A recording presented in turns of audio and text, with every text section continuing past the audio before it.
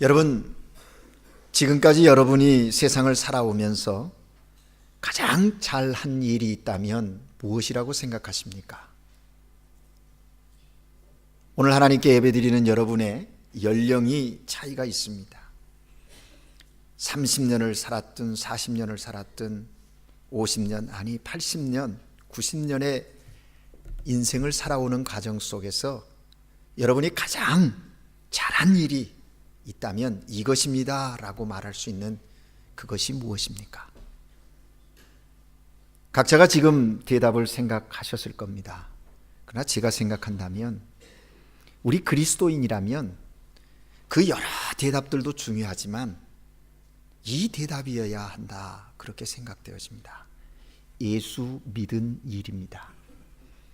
여러분, 예수 믿었다고 하는 것, 예수님을 나의 구세주로 고백했다고 하는 것처럼 여러분의 인생에 있어서 중요한, 그리고 가장 잘한 일,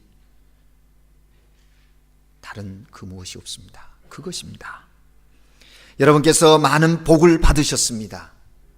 아니요, 나는 아직 복을 받지 못했어요. 지금 더 받아야 돼요 라고 생각하시는 분 계십니까? 여러분이 받은 복 중에 가장 큰 복, 그것이 무엇일까요? 그것은 예수 믿고 구원받은 복입니다. 여러분, 이 사실을 부여잡고 인생을 살아가신다면 여러분 결단코 후회하지 않으실 겁니다. 정말 이 사실이 내 마음 가운데 확신되어지고 고백되어지는 삶을 산다면 정말 그는 복된 자인 거예요. 그래서 오늘 옆 사람에게 우리 그렇게 인증할까요? 당신은 복된 사람입니다. 근데 별로 복되다고 축복하시는 눈빛이 아니에요. 그냥 하라니까 하는 것 같아요. 기쁨으로 하실 수 있기를 바랍니다. 그게 좀 저가하면 자기 자신에게 말씀하십시다. 나는 복된 사람입니다. 예, 좀 더 커지는군요. 예, 그래요. 우리는 복된 사람이에요. 예수 그리스도 때문에 복된 자인 것을 선포하며 삶을 사십시오. 입으로 시인하며 사십시오. 그것이 그리스도인의 삶인 것입니다. 오늘 우리가 함께 읽은 본문 말씀에 보면 예수님께서 귀신 들린 한 아이를 치유하시는 사건이 기록되어져 있습니다. 한 아버지가 귀신 들린 아이를 예수님께 데리고 왔습니다. 이 아이는 어릴 때부터 귀신에 들려서 자주 장소를 가리지 않고 발작을 했습니다. 그리고 여러 차례 귀신 때문에 불에도 그리고 물에도 뛰어들어 죽을 뻔한 적이 한두 번이 아니었습니다. 그 아이에게 있는 귀신 때문에 말도 하지 못합니다. 그가 병에 걸려 귀신 들렸다, 이렇게 얘기합니다. 이 아이가 예수님 앞에 나오자 치유가 시작이 되어집니다. 귀신이 예수님을 보고 두려워 떨면서 발작을 일으킵니다. 예수님께서 귀신을 꾸짖습니다. 그리고 그 아이에게서 나가라 하시는 거죠. 그리고 쓰러져 있는 아이가 쓰러졌어요. 그러니까 많은 사람들이 심히 경련을 일으키게 하고 나가니 그 아이가 죽은 것 같이 되었다, 그렇게 얘기하거든요. 그때 예수님께서 그 아이의 손을 붙잡고 일으켜 세우십니다. 그리고 이 아이를 깨끗하게 해 주셨어요. 여러분, 그런데 오늘 본문의 이 치유 사건 안에 귀신 들린 아이 치유하는 그 사건만이 아니라 다른 치유가 이루어지고 있음도 우리는 주목을 해야 하는 것입니다. 누구입니까? 그 현장에 있는 제자들과 그 귀신 들린 아이의 아버지의 영적 치유가 그 현장 속에서 이루어지고 있다 하는 것입니다. 제자들은 귀신 들린 아이를 고쳐보려고 했지만 실패했습니다. 과거에 귀신 들린 사람을 고쳐본 경험이 있습니다. 그 경험을 가지고 자신들 앞에 데리고 나온 이 아이를 치료해 보겠다고 애를 썼습니다. 그런데 실패했어요. 왜 실패했을까? 우리는 질문해 봅니다. 제자들이 이미 저들의 신앙 영성에 문제가 생겼기 때문임을 본문의 내용 전반을 통해서 확인해 볼 수가 있습니다. 그리고 귀신 들린 아이의 아버지의 치유가 일어나고 있는데요. 이 사람은 예수님의 제자들이 자기 아들을 고치지 못한 것을 보고서 믿음에 자신의 신앙에 문제가 생겼습니다. 그래서 혹시 예수님께서 고치실 수 있거든 고쳐달라고 예수님께 그 아이를 데리고 온 겁니다. 예수님께서 이 아버지의 믿음을, 그 신앙을 그 아이를 고치기 전에 고치는 과정이 오늘 본문에 소개되어지고 있다 하는 것입니다. 그러므로 우리는 이 본문을 보면서요, 이 예수님의 이적의 사건의 중심이 어디에 있는가? 어떤 면에서 보면 귀신 들린 아이에게 초점이 맞춰졌다기보다는 제자들과 그 귀신 들린 아이의 아버지에게 초점이 맞춰져서 이루어져 가고 있는 이적이다, 그렇게 생각할 수도 있다는 겁니다. 그런데 이 치유의 사건 속에서 예수님께서 탄식하시는 모습이 나와요. 우리가 오늘 본문을 읽지는 않았습니다마는 19절 말씀에 보면 예수님께서 탄식하세요. 믿음이 없는 세대여 라고 말씀하세요. 믿음이 없는 세대요. 예수님께서 지금 벌어지고 있는 광경을 지켜보시면서 안타까운 마음으로 탄식하시면서 믿음이 없는 세대여 라고 말씀하십니다. 어쩌면 이 예수님의 탄식이요, 오늘 우리가 살고 있는 이 시대에 우리의 모습을 보면서 하시는 탄식은 아닐까요? 하나님의 사람으로 구원의 감격 속에 믿음의 역사를 이루어가야 할 하나님의 사람들이 세상 가운데서 하나님의 그 은혜와 사랑, 주님의 이름의 그 권능을 가지고, 권세를 가지고 영향력 있는 삶을 살지 못하고 있는, 어쩌면 그 당시 제자들의 모습처럼 그렇게 무기력하고 무능력한 자리에 있는 우리를 보면서 믿음이 없는 세대여라고 탄식하고 계시지는 않는가? 오늘 이 아침에 우리는 우리 믿음을 스스로 점검해 보아야 합니다. 이 본문의 말씀을 이해하기 위해서 좀 더 배경을 설명하기를 원합니다. 이미 성경 퀴즈 대회가 마가복음이기 때문에 여러분이 읽으셨을 거예요. 그런데 이 사건은 9장에서부터 시작되어져야, 9장 1절에서부터 예수님께서 베드로와 야고보와 요한을 데리고 높은 산에 올라가셨습니다. 병행구절인 병행 본문인 마태복음에 보면 17장에 보면 그 높은 산이 헬몬산이라고 이야기할 수 있을 거예요. 왜냐하면 16장에 마태복음 16장에 가이사라 빌립보에서 베드로와의 대화 있었습니다. 사람들이 나를 누구라 하느냐 물으시고 너희는 나를 누구냐 하느냐라고 물었을 때 베드로가 대답했어요. 그리고서 그 베드로의 대답, 신앙 고백을 칭찬하시고 십자가에 대한 이야기를 했을 때 베드로가 그리 마으시라고 그랬을 때 꾸짖으시죠. 그리고 헬몬산 오르셨어요. 그 헬몬산에서 변화되셨어요. 예수님이 변화된 모습 속에서 구약의 모세와 엘리야를 만나서 예루살렘에서 있어져야 할 일들을 이야기합니다. 그 모습을 보고 베드로가 놀라는 거예요. 여기가 좋사오니, 그렇거든요. 베드로가 여기가 좋사오니 초막 셋을 집시다 라고 했는데 그 이야기를 한 배경이 또 있어요. 16장에서 꾸지람을 들었는데 주님이 같이 있었으면 좋겠는데 예루살렘을 간다고 하는 것이 아직도 베드로의 마음에는 그렇게 탐탁치 않은 겁니다. 그래서 초막셋을 짓고 여기 그냥 주님 계셨으면 좋겠습니다 라는 생각. 그렇게 예수님이 세 사람을 데리고 변화산 헬몬산 위에 있을 때 그 헬몬산 밑에, 변화산 밑에 9명의 제자들에게 지금 귀신 들린 한 아이의 아버지가 그 아이를 데리고 온 겁니다. 그 아이 곁에 제자들이 있습니다. 아이를 데려온 아버지가 있고요. 제자들은 귀신 들린 아이를 고쳐보려고 안간힘을 쓰고 있습니다. 고치지 못해 쩔쩔매는 거예요. 그 모습을 보고 있던 곁에 이 서기관들이 제자들에게 말꼬리를 잡고 시비를 걸려고 거기 있습니다. 구경하는 또 사람들이 많이 있어요. 그러나 안타깝게도 그 많은 사람들이 귀신에 사로잡힌 아이를 고치지 못해서 쩔쩔매고 있습니다. 거기에는 율법에 정통한 사람들이 있었습니다. 예수님께 훈련받았던 제자들도 있었어요. 그러나 그 누구도 귀신을 내쫓지 못하고 오히려 귀신에게 농락을 당하고 있었습니다. 예수님께서 이 광경을 보시고서 그렇게 탄식하신 거예요. 안타깝게 믿음이 없는 세대예요. 그렇습니다. 예수님께서 보실 때 지금 이 소란스러운 사건은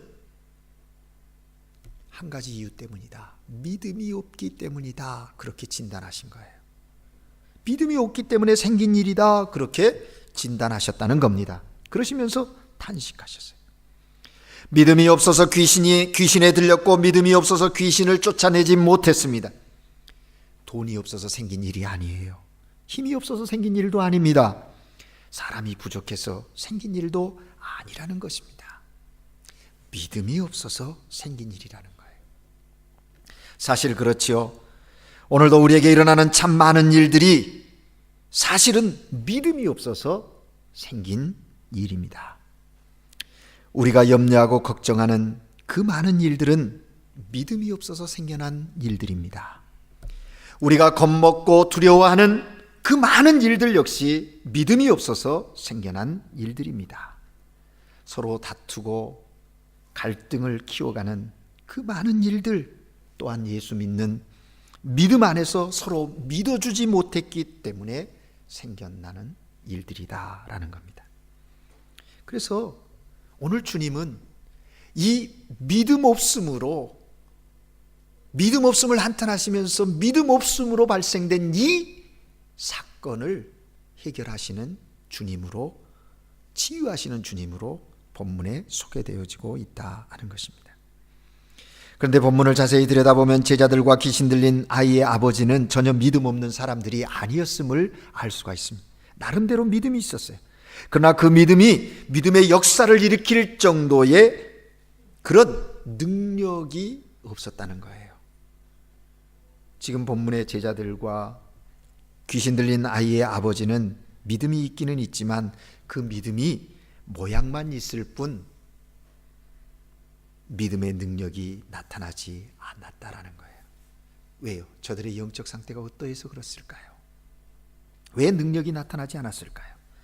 사실 제자들은 나름대로 믿음이 있었습니다. 그래서 귀신 들린 아이를 나름대로 쫓아보려고 안간힘을 썼습니다. 왜요? 그들이 경험이 있거든요. 마가복음 6장 7절에 보면요, 12제자를 예수님께서 부르시고 둘씩 보내시면서 저들에게 권능을 주시는데 어떤 권능을 주시냐면 더러운 귀신을 제어하는 권능을 주시고 라고 했어요. 예수님께서 제자들에게 이미 귀신을 제어할 수 있는, 쫓아내고 다스릴 수 있는 권능을 부여하셨다는 거예요. 그 권능을 받은 제자들이 6장 13절에 가보면 많은 귀신을 쫓아내며 많은 병자에게 기름을 발라 고치더라, 쫓아내고 병을 치료하는 경험이 제자들에게 있었다는 겁니다. 무슨 얘기입니까? 제자들이 귀신을 쫓아내는 권능을 받았고 실제로 많은 귀신도 쫓아내는 경험을 했다는 겁니다. 그런데 문제는 지금 귀신을 쫓아내지 못해서 쩔쩔매고 있다는 거예요. 제자들은 권능도 받았고 고쳤던 경험도 있는데 지금 고치지 못하는 겁니다. 어제는 됐는데 오늘은 안 됩니다. 너무 당황스럽습니다. 그래서 위축되었습니다. 믿는 것 같은데 자신 있게 믿는다고 말하기 어렵게 되었습니다. 바로 이것이 제자들의 영적 상태예요. 여러분, 제자들의 영적 상태를 들으면서 나도 그와 같은데 라고 느낌이 있는 분들 계십니까? 과거의 내 믿음은 이렇게 주님을 사모했고 주님이 하라 하시는 일이면 아멘하고 순종하면서 주의 일에 앞장섰었는데 충성 다했는데 지금 그런 믿음은 온데간데 없고 그냥 그렇게 무기력하게 오고 가고 있는 형식과 타성에 매여 있는 우리의 믿음의 모습은 아닌지요. 교회 학교에서 실제로 있었던 이야기랍니다. 아동부 예배 중에 전도사님이 예수님의 고난의 이야기를 실감나게 전해 주었습니다.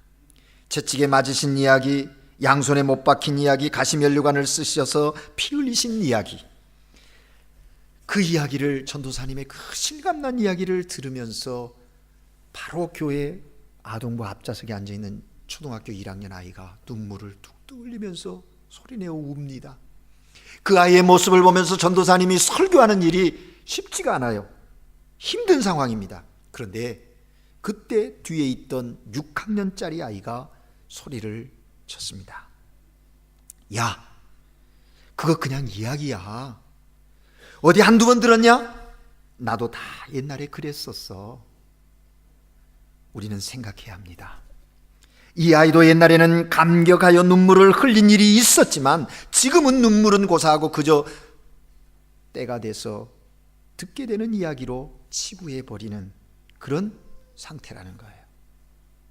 어제의 감격, 어제의 신앙 체험이 오늘로 이어지지 못하면 그 신앙은 여러분 무기력한 신앙이 될 수밖에 없습니다. 그래서 믿음 있는 것 같으나 아무런 믿음의 역사가 삶 가운데 경험되어지지 못하게 되고 있다는 거예요. 여러분 혹시 우리의 믿음의 상태가 그렇지 않습니까? 나는 옛날에, 나도 옛날에 이런 얘기해서는 안 돼요. 그런 이야기를 한다면, 그런 자조적인 고백이 있다면 지금 그 신앙이 새로워져야 돼요. 신앙이 회복되어져야 돼요. 믿음은 현재 영이기 때문에 그렇습니다. 귀신 들린 아이의 아버지의 영적 상태는 어떻습니까? 이 사람도 나름대로 믿음이 있었습니다. 그래서 귀신 들린 아이를 예수님께 데리고 왔습니다. 예수님께서 고쳐주기를 기대했기 때문입니다. 그런데 마침 예수님께서 계시지 않아서 제자들에게 부탁했지요. 그러나 제자들이 고치지 못해요. 이때 예수님께서 오셔서 자초지종 들어보시고 나서 예수님께서 아이를 데리고 와라. 언제부터 그랬냐 하면서 아이를 데려오라는 겁니다. 아이의 아버지가 아이를 예수님께 데려갔습니다. 놀랍게도 아이가 예수님 앞에 가자마자 발작하기 시작합니다. 아, 무엇인가 일이 벌어지기 시작하는구나. 이 아버지 마음속에 기대감이 일어나기 시작했습니다. 제자들이 고치지 못해 실망했었지만 예수님 앞에서 혹시나 하는 기대감이 생기기 시작했습니다. 그래서 이 아버지가 예수님에게 간청하지요. 뭐라고 합니까? 22절에 보면 무엇을 하실 수 있거든 우리를 불쌍히 여겨 도와주소서. 불쌍히 여기서 도와달라는 겁니다. Se puede hacer algo. Ten compasión de nosotros y ayudar. ayudarnos. 도와달라는 겁니다. 무언가 할 수 있으면 hacer algo. 그때 예수님께서 이 아버지를 책망하시는 내용이 23절이에요. 예수께서 이르시되 할 수 있거든이 무슨 말이냐? 믿는 자에게 능히 하지 못할 일이 없느니라. 믿는 자에게 능히 하지 못할 일이 없느니라. 여러분, 우리가 예수님의 이적을 공부하면요, 한 가지 중요한 사실을 발견해요. 요즘 수요일 저녁마다 공간복음에 나타나 있는, 복음서에 나타나 있는 예수님의 이적을 공부하고 있어요. 근데 그 이적을 공부해 보면 한 가지 중요한 사실을 발견하는데, 그건 뭐냐면 모든 경우에서 치료하실 때, 회복시키실 때 한 가지 조건을 물으세요. 그건 뭐냐면 믿음이라는 겁니다. 어떤 경우에는 당사자의 믿음을 요구하십니다. 믿느냐라고 물으세요. 그리고 내 믿음이 너를 낫게 하였느니라, 내 믿음이 너를 자유케 하였다라고 믿음을 확인하시면서 선포하십니다. 그런가 하면 당사자가 믿음을 고백하기 불가능할 경우에는 당사자와 가장 가까운 사람의 믿음을 요구하십니다. 그리고 고치신 후에 믿음을 확인하는 거예요. 사실 오늘 어떤 면에서 보면 이 귀신 들린 아이의 믿음보다는 아버지의 믿음을 지금 확인하시면서 회복시키시고 그 역사를 이루어가고 계신다 하는 것입니다. 그러면 왜 주님께서 전능하신 주님이 그냥 하시지 그 사람들의 믿음을 꼭 확인하시는가 하는 겁니다. 그 이유는요, 예수님의 이적은 단순한 마술이 아니라 인격적인 사건이기 때문이고요, 또 다른 하나는 예수님의 이적은 육체적 질병뿐만 아니라 영혼의 질병까지 치료하는 전인격적 구원의 목적이기 때문에, 전인 구원이 목적이기 때문에 그런 거예요. 만남의 사건을 통하여 영과 육까지 온전히 치료하는 전인 구원의 목적이 있기 때문에 그래요. 그래서 믿는 자에게 능히 하지 못할 일이 없느니라 말씀했습니다. 믿으면 하나님의 영광을 보리라 그렇게 말씀했습니다. 그렇습니다.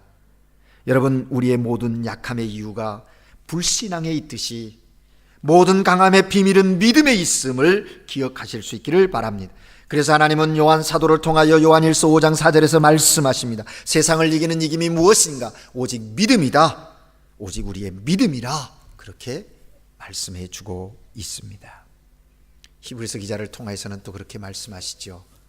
하나님께 나아가는 자는 그가 살아계신 것, 그의 찾는 자에게 상 주시는 이심을 믿어야 할지니라. 믿어야 할지니라. 믿음이 없이는 하나님을 기쁘시게 못한다. 믿음을 강조하고 있는 것입니다.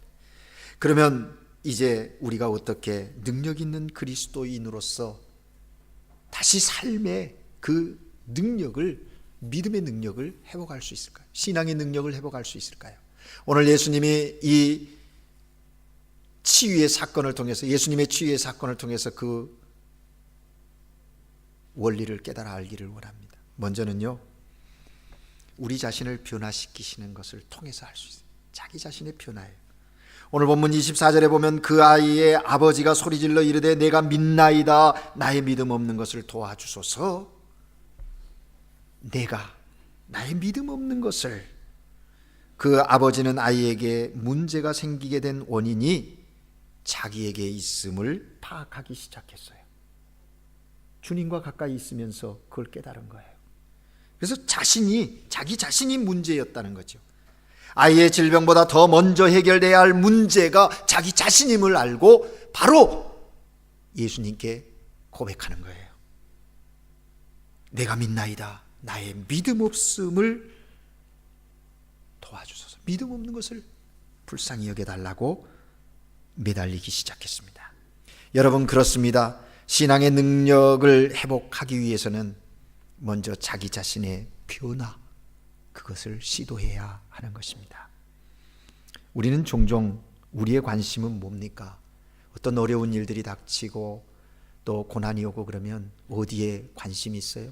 상황, 조건, 그것의 변화를 시도하려고, 그렇게 변화해달라고 하나님께 기도도 하거든요. 그러나 주님은요, 그 상황과 조건, 그것이 아니라, 그 문제가 아니라 너 자신, 거기에 관심을 갖고 있다는 겁니다.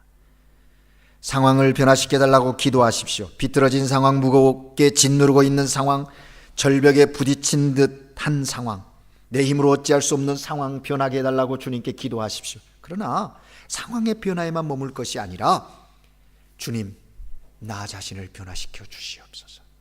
그 상황, 그 문제를 바라보는 나의 믿음의 변화가 있어야 된다는 것이죠. 그것이 먼저 요구되는 거예요. 자기만 변하면요, 모두가 변하게 돼 있습니다. 내가 변화되어 보십시오. 가족이 변합니다. 직장의 동료들이 변해요. 이웃이 변해요. 상황이 변해요. 엄마, 왜 그래요? 아빠, 달라졌네요. 사장님, 이상해요. 나만 변화되면 다 변하는 거예요. 지금 내가 그리스도 안에서 변화의 물결이 일지 않고 있기 때문에, 굳어 있기 때문에, 해칠한 무덤처럼 굳어 있기 때문에 변화되어야 합니다. 둘째는 믿음의 회복을 통해서입니다. 24절 말씀해 보면 내가 믿나이다. 나의 믿음 없는 것을 도우소서. 나의 믿음 없는 것을 도와달라고 말해요. 그런데 여러분, 믿음 없음이 전혀 없음을 이야기하는 겁니까? 이 아버지에게 믿음이 있었어요. 그런데 여기 믿음 없음이라고 하는 것은 지금 자기가 보니까 내 믿음이 온전한 믿음이 아니라 회색지대에 있는 믿음이라는 거예요. 안 믿는 것도 아니고 제대로 믿는 것도 아닙니다. 예수 그리스도를 모르는 것도 아닙니다. 교회 다니지 않는 것도 아니었습니다. 믿음이 전혀 없는 것이 아닙니다. 다만 신앙생활을 하다 보니까 어떻게 하다가 감격을 잃어버렸습니다. 타성에 빠졌습니다. 형식적이 되고 말았습니다. 그래서 힘이 없어요. 문제 앞에 굴복하고 문제만 생기면 두려워하고 절망하고 초조해하고 불안하고, 만일 우리가 이런 상태라면 나 믿음 없는 것을 도와달라고 주님께 고백해야 합니다. 믿음 없음을 아파하십시다. 믿음 없음을 속상해 하십시오. 주님은 믿음 달라고 기도하는 사람 절대로 예면하지 않습니다. 저의 짧은 목회 경험에 비추어 보면, 주여 믿음 없음을 긍휼히 여겨달라고 하나님을 붙잡고 메어 달리는 사람, 하나님이 외면하시지 않는 것을 보았습니다. 때로는 진통이 따르고 때로는 고비가 있지만 결국 하나님께서 붙들어 주시는 것을 보았어요. 여러분, 능력 있는 믿음이란 무엇일까요? 그것은 자신을 인정하는 거예요. 아이의 아버지가 처음 말대로 내가 믿나이다라고 한 것은 나는 아무것도 할 수 없습니다. 지금까지 할 수 있었던 거 다 해보았지만 아이를 고칠 수가 없었고요, 문제가 해결되지 않았습니다. 나는 아무것도 아닙니다. 저는 유한한 자요, 무능력한 인생일 뿐입니다. 주님이 능력 있으신 분이고 주님이 하실 수 있는 분입니다. 그 믿음을 지금 고백하고 있는 거예요. 여러분, 우리는 종종 신념과 신앙을 구별하지 못하고 신념을 신앙이라고 착각하는 경우가 있습니다. 신념이 뭡니까? 나는 할 수 있답니다. 세상 사람들은 하면 된다, 해라, 나는 할 수 있다라고 자기 자신의 생각 속에서 그 신념을 붙잡고 나가요. 그런데 그 신념이 무너지면요, 인생이 무너지고 말아요. 그런데 신앙은 그런 것이 아닙니다. 신앙이 무엇입니까? 신앙은 나는 할 수 없습니다, 내게는 능력이 없습니다 라고 철저히 자기를 고백하는 거예요. 그리고 주님은 하실 수 있습니다. 능력은 주님께 있습니다. 주님의 능력으로 나는 할 수 있습니다. 이게 신앙이에요. 신념은요, 나는 할 수 있습니다입니다. 그러나 신앙은 주님의 능력으로 나는 할 수 있습니다. 내게 능력 주시는 자 안에서 내가 모든 것을 할 수 있습니다 하는, 이것이 신앙이에요. 사랑하는 여러분, 이러한 신앙의 회복, 믿음의 회복이 오늘 저와 여러분에게 있어야 합니다. 마지막으로 기도의 회복을 통해서 능력 있는 그리스도인의 삶을 살게 하셔요. 오늘 29절의 말씀에 보면 이르시되 기도 외에 다른 것으로는 이런 종류가 나갈 수 없느니라. 귀신을 내쫓는 것 제자들에게 위임된 일이었고 또 그들이 경험이 있었습니다. 그런데 어찌된 일인지 그 일이 지금 이루어지지 않는 거예요. 그래서 제자들이 예수님께 집에 들어가서 조용히 물었어요. 좀 부끄러움도 있고 겸연쩍음도 있었겠죠. 우리는 어찌하여 능히 그 귀신을 쫓아내지 못했습니까? 주님이 주신 능력도 있었고 우리가 경험도 했는데 왜 안 된 거지요? 라고 예수님에게 제자들이 물었어요. 그때 예수님께서 제자들에게 하신 말씀이 29절이에요. 기도 외에 다른 것으로는 이런 종류가 나갈 수 없느니라. 주님의 진단이 뭡니까? 너희 스스로도 모르고 남도 모르는 사이에 기도의 능력을 잃어버렸다. 기도의 능력을 잃어버렸기에 그렇다라고 예수님이 진단해 주신 것입니다. 사랑하는 여러분, 여러분의 기도에 무릎이 있습니까? 기도의 능력을 유지하고 있습니까? 우리는 주님께 늘 기도함으로 경건의 능력을, 그리스도인의 능력을 충만케 해야 하는 것이에요. 왜 그렇습니까? 하나님은 야고보를 통하여 야고보 5장 16절에서 말씀합니다. 의인의 강구는 역사하는 힘이 있다. 힘이 크다. 여러분, 여기 힘이라는 말은요, 일이라는 말로 바꿀 수 있어요. 무슨 얘기입니까? 다시 이 말을 재해석하면요, 기도가 일을 한다, 그런 말이에요. 일은 내가 하는 것이 아닙니다. 일은 돈이 하는 것이 아닙니다. 기도가 일합니다. 기도가 기적을 일으킵니다. 기적이 기도 속에서, 기도가 변화시킴으로 삶 가운데 나타난다는 거예요. 사업은 여러분이 하는 것이 아닙니다. 기도가 사업을 하는 거지요. 다를 거예요. 자녀 교육이요, 여러분이 하는 것 아니에요. 자녀 교육은 기도가 자녀를 교육하는 거예요. 그래서 신앙인들의 격언 가운데 기도하는 부모의 자녀는 망하지 않는다 하는 이야기가 나오는 거예요. 여러분, 개신교 역사 가운데 가장 많은 선교사를 파송한 공동체가 모라비안 교도이거든요. 이 모라비안 교도가 감리교 창시자인 존 웨슬리에게도 많은 영향력을 끼쳤는데요. 모라비안 교도들이 그렇게 많은 선교사를 세계 가운데 파송할 수 있는 한 가지 이유가 있는데, 그것은 그들 가운데 100년 기도실이 있다는 거예요. 100년 기도실. 100년 기도실이라는 것은 한 사람이 한 시간씩 한 시간도 거르지 않고 100년 동안 이어가는 그 기도실을 운영한다는 거예요. 존 웨슬리도 100년 기도실을 드나들면서 기도하곤 했답니다. 모라비안 교도들은 기도에 목숨을 걸었어요. 그래서 엄청난 일을 했습니다. 사랑하는 여러분, 오늘 여러분이 하고 있는 그 일에 기도가 빠져 있다면 모래 위에 집을 짓는 것과 같을 거예요. 지금 행하고 있는 그 일에 기도함으로 이루어간다면 하나님이 그 일을 붙들어 주시고 그 역사를 통해서 하나님이 영광 받으실 뿐만 아니라 여러분에게 엄청난 은총의 열매들을 맺게 하실 것입니다. 기도의 문이 막히면 은혜도 능력도 응답도 막히고요. 기도가 문제를 풀고 기도가 문제를 해결하는 것입니다. 기도가 우리의 믿음을 회복시키고 기도로 세워진 믿음이 주님의 능력을 가져오게 하는 것이에요. 성경에 보면 기도를 통해서 하나님의 능력을 체험한 자들이 얼마나 많이 소개되고 있습니다. 오늘 이 시대에도 우리는 동일하게 기도를 통해서 하나님의 능력을 경험하셔야 할 것입니다. 이제 말씀을 맺습니다. 사랑하는 여러분, 오늘도 주님은 우리를 향하여 혹시 탄식하고 계시지 않는가요? 믿음이 없는 세대여. 그 주님의 탄식의 음성을 들은다면 우리는 어떻게 해야 합니까?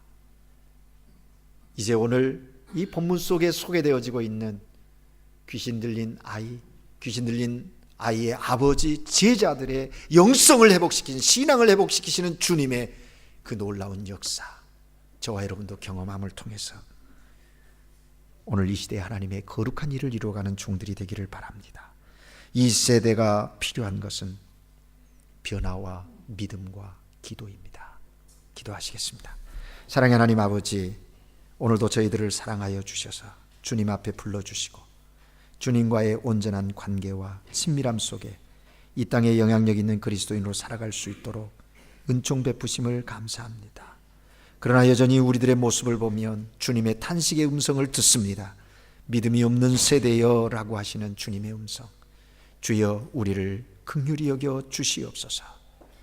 그리스도의 십자가 안에서 새로워지게 하시고 믿음의 회복을 통하여 또한 기도하는 삶을 통하여 영적 전쟁에 승리하는 하나님의 종들 모두가 되게 하옵소서. 우리 주 예수 그리스도 이름으로 기도합니다. 아멘.